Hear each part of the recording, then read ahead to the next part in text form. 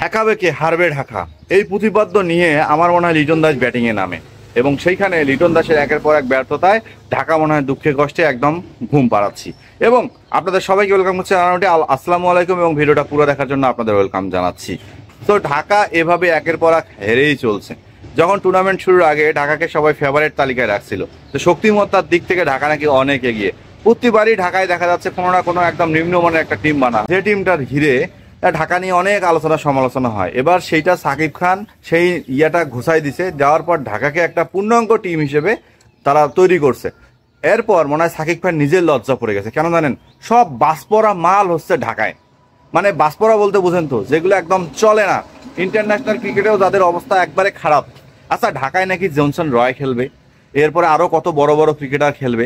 আমি তো কোনো ক্রিকেটারকেই দেখতেছি না। এই যে লিটন দাস, আন্তর্জাতিক ক্রিকেটে তো সে গেছে, তানজিদ হাসান তামিম গেছে, এরপরে হচ্ছে কি যেন একটা বিদেশি প্লেয়ার, ওটাও তো গেছে। তিসারা পেরেরা আন্তর্জাতিক ক্রিকেট অনেকদিন পরও খেলে না, তারপরও কালকে একটা টি-20তে সেঞ্চুরি মানে কত বছর পর করলো জানি না, না করারই কেন কথা, কারণ সেই লেভেলের তো আর বোলার বিপিএলে খেলে না। তো সব মিলায় সব অসলতি মাল হচ্ছে ঢাকায়, যার কারণে ঢাকার এই খেসারতটা দিতে হচ্ছে। এবং আমার মনে হয় নায়ক সাকিব খান পুরা লজ্জিত, পুরা বিস্মিত এবং পুরা রাগান্বিত। কারণ হচ্ছে তিনি ফার্স্ট ক্লাস একটা টিম বানাইতে চাইছে, সেখানে কিছু নামের ভার দিছে, প্রতিভার ট্যাগ দিছে, দেওয়ার পর তারা একের পর এক ব্যর্থ হয়ে ঢাকাকে এমন ডুবাইছে, তেমন সাকিব খানকেও ডুবাইছে। তো সাকিব খানের একটু শিক্ষা নেওয়া দরকার, যে আসলে কোন প্লেয়ারগুলোকে ক্লিক করা দরকার ছিল, কোন ক্রিকেটারগুলোকে নেওয়া ছিল। শুধু নামেই ক্রিকেট খেলা যায় না, প্রতিভা দেখায় ক্রিকেট খেলা যায় না। ক্রিকেটটা হচ্ছে মাঠের খেলা, এই মাঠের খেলা যে খেলবে সেই রাজা, আর যে খেলতে পারবে না সে প্রজা। যেমনটা হচ্ছে ঢাকার ব্যাপারে, ঢাকার ছেলেপেলেরা মনে তীব্র প্রতিজ্ঞাবদ্ধ যে হারবে কে, কোন ব্যাটা ঠেকাবে সেটা আমরা দেখব।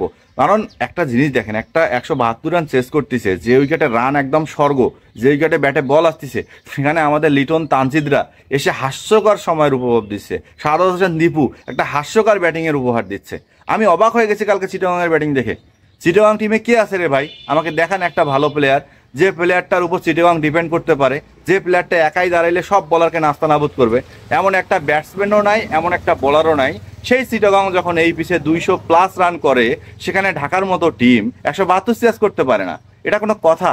এখানে কি আপনারা বোলারদের দোষ দিবেন যে ঢাকার বোলাররা ডিপেন্ড করতে পারে নাই? ভাইয়া, এখানে বোলারের কোনো দোষ নেই। টু উইকেটে এমন রান স্বাভাবিক।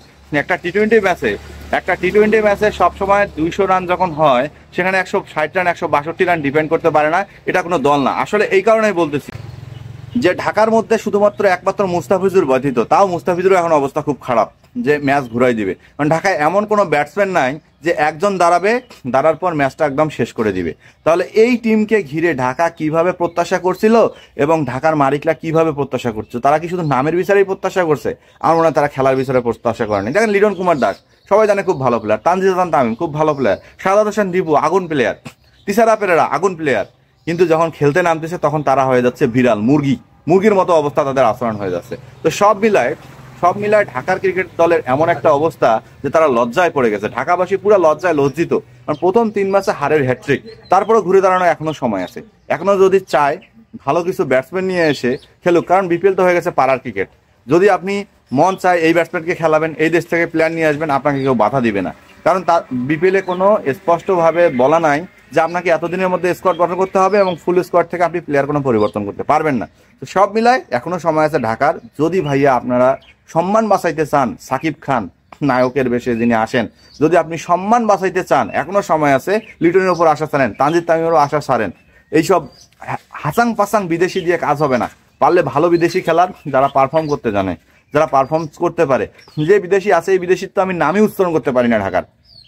এই বিদেশিগুলার তো আমি চিনি না, জীবনে কোনোদিন টিভির পর্দাতেই দেখিনি এই বিদেশিগুলা। সেই বিদেশিগুলাকে নিয়ে এসে ঢাকা খেলাইতেছে। তাহলে এখন চিন্তা করেন তাদের পারফরমেন্স কোথায় যাবে। অথচ চট্টগ্রামের মতো দল, যারা কাপড় পিন্দে নামে মাথায়, যারা পায়ে কাপড় পিন্দে নামতেছে, তাদের কাছে উসমান ব্যাটিং করতেছে, ক্লার্ক ব্যাটিং করতেছে, একটা বিধ্বংসী ব্যাটার ব্যাটিং করতেছে। আর ঢাকা টাকা খরচ করতে দ্বিধা করে নাই, থিম সং বানাইতে দ্বিধা করে নাই, হোস্ট করতে দ্বিধা করে নাই।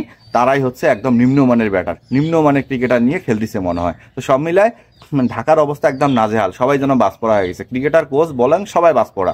তারা মনে হয় কেউই আর উন্নত শিখরে যাইতে চাচ্ছে না, ঢাকাকে কেউ জিতাইতে চাচ্ছে না। তো ঢাকার অবস্থা একদম নাজেহাল।